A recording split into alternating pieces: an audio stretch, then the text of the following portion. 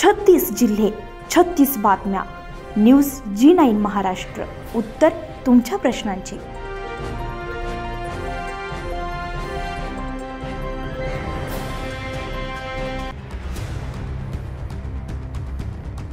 दिवसेंदिवस वाढती गुन्हेगारी पाहता 6 सप्टेंबर 2025 रोजी अकोला शहरात गणपती विसर्जनाच्या दिवशी एका गरीब कुटुंबातील 16 वर्षीय अल्पवयीन मुलीवर बलात्कार करून तिची छेडछाड केली आहे. ही गंभीर घटना उघडकीस येताच या घृणास्पद कृत्याविरोधात अकोला जिल्ह्यातील सकल हिंदू समाजाच्या वतीने जन आक्रोश मोर्चा काढण्यात आलाय.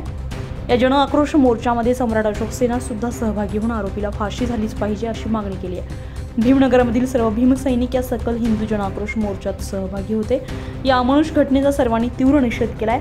गुन्हेगार मग तो कोणत्याही समुदायाचा असो, या गुन्हेगाराला कठोर शिक्षा मिळाली पाहिजे. त्याचा सार्वजनिकरित्या एन्काउंटर केला पाहिजे. असं कृत्य करणारा व्यक्ती कोणत्याही समुदायाचा नाही. अकोला जिल्ह्यालाही मनाला हिलावून टाकणारी घटना आहे. अशा नराधमाला फाशी झालीच पाहिजे, नाहीतर एन्काउंटर झाला पाहिजे, तरच हा कलंक मिटणार आहे. आम्ही सर्व मुलीच्या आणि तिच्या कुटुंबासोबत आहोत आणि त्यांना न्याय मिळवून देण्यासाठी सर्वतोपरी प्रयत्न करू. पीडित कुटुंबाला त्वरित न्याय मिळालाच पाहिजे आणि गुन्हेगाराला कायद्यानुसार शक्य तितकी कठोर फाशी नाही तर एन्काउंटर व्हावी अशी आमची मागणी आहे. या प्रशासनानं तात्काळ दखल घेऊन असे कृत्य करणाऱ्याला फाशी दिली पाहिजे असे आम्ही सम्राट अशोक सेना महाराष्ट्र राज्याच्या वतीने मागणी करण्यात आली आहे.